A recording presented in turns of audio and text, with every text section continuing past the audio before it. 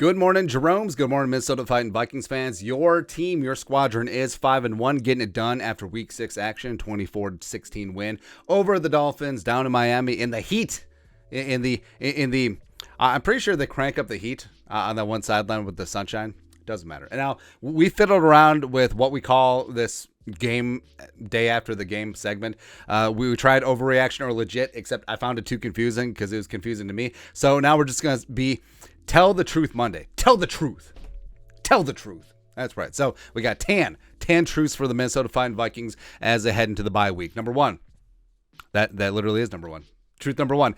Winning this way is good long term. Now, I understand the last 4 weeks, little bit trying time, right? So you look at the Vikings against the Lions, you look at them against the Saints, you look at them against the Bears, you look at them against the Dolphins, where can we just have a blowout win where you put up 30, 40 points and then you win comfortably, maybe even play the backups at the end? And that would be kind of nice. But they're finding a way to win these close, poo-flinging games better than a blowout. And guess what? Later on in the games, when players are tired and they'll be like, oh, we've been here before. When we've blown a lead or we've come all the way back and we need one big stop on defense, even though we've given up 458 yards of offense, we can get one stop here. We can make a big play. We can get a turnover. And guess what? People who feel like they're going to get lucky and expect to get lucky are just winners in life. And guess what? Good things seem to happen to them. It's like the freaking secret, man. If you expect good things to happen, good things tend to happen. And I think the Vikings are having some of that good mojo, juju, karma, whatever going around them this year. Next up, thing number two.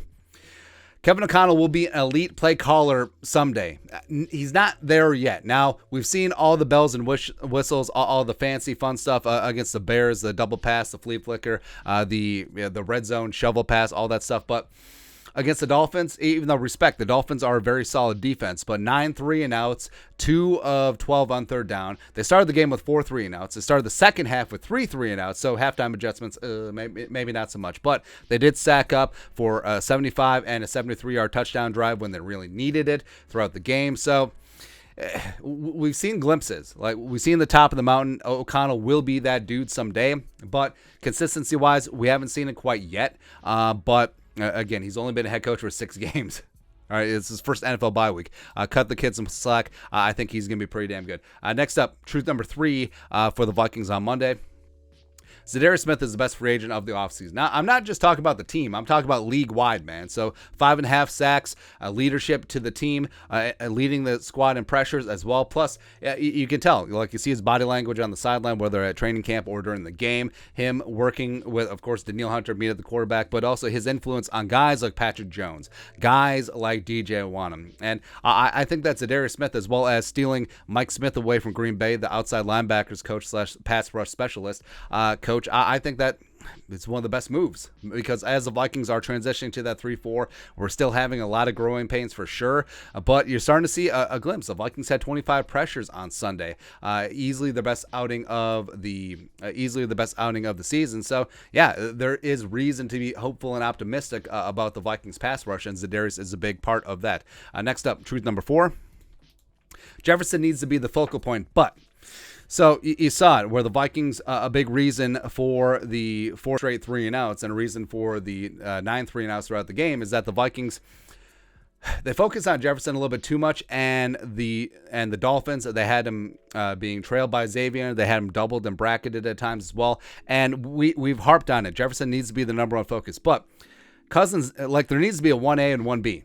Because when Jefferson isn't covered, that's when Cousins hangs onto the ball for a scotch. That's when pressure comes. That's when sacks happen, etc. And other guys need to win. So, I mean, Jefferson does need to be that guy. He needs to be force-fed the ball for sure, but not just, hey, drop back and see if 18's open. What happened to the creativeness that we saw against the Saints, that we saw against the Bears? Hey, how about we move him? How about we get him motioned? How about we put him in a bunch or a stack? How about we do all that stuff? And it seems like they got away from him, because it just seems like it was back to that vanilla, standard, stagnant offense that we saw in preseason at times, as well as we saw at times during the Philly game, right? So, I mean, Jefferson, he's going to be that guy.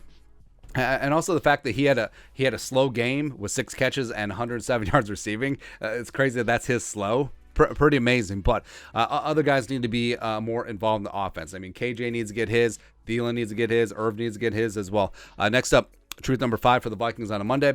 The O-line is still good. Now, 3 sacks against Miami at inopportune times. Garrett Bradbury regressed, possibly reverting back to old Bradbury, who's getting bench pressed into Kirk's lap. Ed Ingram gave up a horrific sack, absolutely. But I still think that they're a work in progress. Christian Darrisaw is absolutely that guy. Ezra Cleveland's coming along nicely at left guard. Brian, the real deal O'Neal, had a nice bounce back game. He's back to form. So the offensive line is still good. This was just a little blip, and it was a combination of a number of things. The play calling was whatever. Cousins was taking a little bit too long. The offensive line was facing a good defensive front in Miami. Maybe some guys weren't getting open as well as they should have, so maybe it was a complete storm. But I don't take this as an opportunity to poo-poo on the offensive line, and I've not been shy in the past about taking just full-on fertilizer dumps on the O-line when it's deserved, but not right now. They're still fine. Next up, truth number 6. Harrison Smith and Patrick Peterson II are still damn solid, man. So you can't play forever, obviously, and defensive back is one of those positions where it's very apparent when you start aging out, because speed is the first thing to go when you age. Trust me, I know. And that really is exposed when you're in the secondary. But Harrison Smith, Patrick Peterson have developed nicely to their new roles in the scheme. Now, Harrison, his role in this defense is way different than it was in the Zimmer defense. I mean, in the Zimmer defense, Harrison was really a lot more of like an extra outside linebacker, but Harrison, I mean, he's playing one-on-one. The Vikings are in 2 deep safety, looks quite a bit. So Harrison is much more in coverage, much more back there making plays, and he's doing it, man. Both of them had interception. Harrison had the game-changing forced fumble against Jalen Waddle that Cam Beasley picked up, and both of them are very good, either full-on mentors like Patrick Peterson or lead by example guys like Harrison Smith. So I think they're doing it, man. And Patrick Peterson, it seems like he has a sequence. Like he always has a drive a couple times a year where he just breaks up all 3 passes, or 2 out of the 3, just does really good things. And they're settling in. They're certainly not the players that they once were, especially Patrick Peterson, who should be a first ballot Hall of Famer, but they can still play, and they can still do some damage in the National Football League as I watch the end of Cowboys and Eagles. Next up, number 7. Ed Donatell still on thin ice. Yes, the defense is starting to get their ish together to a degree, but they're still too much talent on paper for them to be this poor on the field, man. And I understand that they're holding defenses under X amount of points, but it's a bend but don't break defense. But hey, how about this? Don't bend. Like we're not out here saying, hey, don't give up. We're not like the coach from Remember the Titans. I don't want them gaining a single yard, or you come off the field. It ain't like that, man. But it just makes it too easy for the offense at times. And the whole thing about, hey, rush 4, drop 7. It's going to be a problem. That if you're getting consistent pressure up front with 4, yes. And the Vikings, it's sort of hot and cold, but this whole, we want to have 2 deep safeties and drop 7 and play the Tampa 2. I mean, it works when you have a hellacious, consistent pass rush, but the Vikings pass rush has been inconsistent at times. And hey, if you can't get home with 4, send some more. And stop playing this off coverage, man, where you're 7-8 yards off. And guess what? Any quarterback can look good if your offensive lineman, especially if they go max protect, they got 6-7 bodies in there taking on 4 dudes, they can neutralize it. And guys like Skylar Thompson can pick you apart, which he was doing before he jacked up his thumb. Teddy also looked good as the Vikings sat back in zone, especially in really key situations, like on 3rd and longs, 2nd and forevers. You're just sitting back as opposed to bringing heat, as opposed to getting in the receivers' faces. I understand that you're scared of Waddle and Tyreek Hill, and you don't want to man up against them, and you don't want to play single high or zero because they could easily run by you. But, I mean, what's the difference between them running by you on one play and them finding the soft spot of the zone for 2 30-yard gains? I mean, like, really. Like, if you're going to go down swinging, blitz, bodies, 10-5 or 6, play press man across the board, and play cover 1.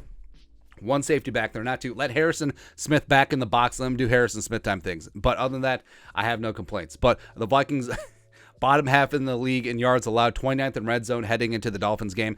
458 yards to Skylar Thompson and Teddy, who had no practice. Just frustrating, man. It's just frustrating. Next up, number 8, tell the truth. Blah, blah, blah.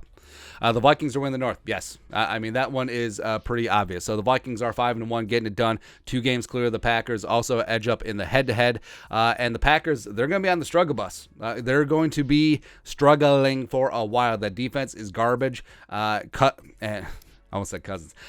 Aaron Rodgers. Aaron Rodgers is who the media tries to portray Kirk Cousins to be. Huge contract, can't bring them back, and blaming everyone else. Because everyone's going to point to his receivers, but even if the Packers had Devontae, I think they would still be struggling on offense, and I truly believe that. So the Vikings inside track for the NFC North, getting it done. Truth number 9. This is Dalvin's last year in Minnesota. Now, this one hurts, especially since Dalvin busted that 53-yard touchdown against the Dolphins. But what hurts more is if Dalvin was 2 years younger, he would have 7, 8 of those long touchdowns. Where we've remarked that Dalvin's been like a shoelace tackle away from a couple of really long touchdown runs and really jacking up his stats and really busting out runs, but he hasn't quite got it.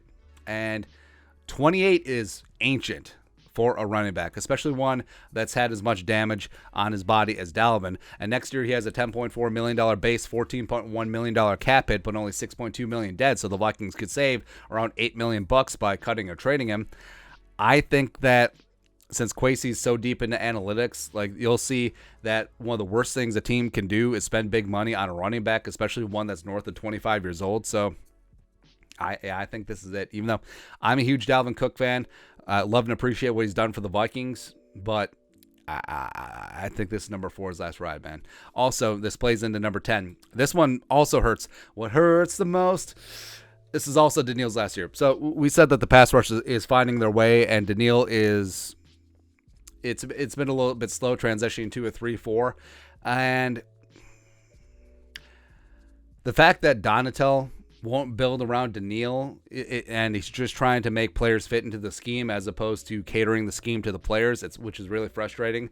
I mean, Danielle, he got a sack yesterday, woohoo. He's got 2 on the season, but the pressures aren't there, and I think that he is too valuable to just hang on like this. And I don't think it'll be like a trade deadline thing, but I think next off season, because Danielle is going to be championing the bid for a new contract, and rightfully so. They redid his contract. They paid out the roster bonus, but he's got a $13.1 million cap hit, $18.86 million dead. So the Vikings will have to trade him. Like, they can't cut him because it would just be egg on their face, and they'd just take more dead cap than he would if they just kept him. So he does have trade value. I think we're looking at a 1 and some change. Probably. He does only turn 28 in 6 days, but unless Danielle, it suddenly clicks in the new scheme, or Donatell makes some changes, or Pettin makes some changes where all of a sudden they're building around 99, it's going to be an issue. Yeah, it's just there's just some friction there. And you know what? Since it is Monday, we do extra on Monday. Next up, number 11, tell the truth. Vikings will be dangerous come December, January, February. Now, part of that is, hey, if Danielle gels in this defense and O'Connell gels as a play caller and everyone settles into their roles, guess what? I mean, this team is 5-1 and they haven't even played a good football game yet, except for the Packers game. So all of a sudden, when they're getting late into the season, when they got 5 out of 6 home games, weeks 11 through 16, and they're just bashing fools at home, and the offense is clicking, putting up 30, 40 points a game, the defense is getting there with pressure, especially playing with a double-digit lead where they can just be downhill. So all of a sudden, this is a team that no one wants a piece of, and the fact that they got some puck luck early on in the games that maybe they didn't deserve to win, all of a sudden, they're looking like a team who could easily secure the 2 seed, maybe even make a run at the 1 seed if Philly slips up. So, I mean, you got to be happy. I mean, I understand the Vikings fans are negative by nature, which is my favorite hip-hop band, and they just want to piss and moan about, hey, they're 5-1, but they're not winning the way that I want them to. Guess what? This team is going to be very, very good in a couple of weeks and a couple of months. And the fact that they're winning games right now when they don't have their best stuff, it's amazing, man. And lastly, number 12, Vikings will win a Super Bowl with Kevin O'Connell. I firmly believe that. I think Kevin O'Connell, he gets it. in terms of the balance between being a leader and being a player's coach. I think that he has a great visionary mind. I think that he is the head coach of the entire team. I think that he hired extremely well, surrounding himself with great teachers of football, as well as personalities that mesh. So there's no egos, there's no drama, there's no this or that. It's just ball. And you can do all that without being a tyrant. You can do all that without being an a-hole. And Kevin O'Connell's doing that. And I think that the Vikings are going to find success. And I do think that within 5 years, the Vikings will be hoisting a Jerome Barty with Kevin O'Connell at the helm. Baby. That feels good to say, doesn't it? Absolutely. But that's it. That's Tell the Truth Monday. Let us know your thoughts and our thoughts in the comment section below. Subscribe for daily Vikings takes. Want to support the work? Put a little something in the Venmo. But till next time, Skull Production Value.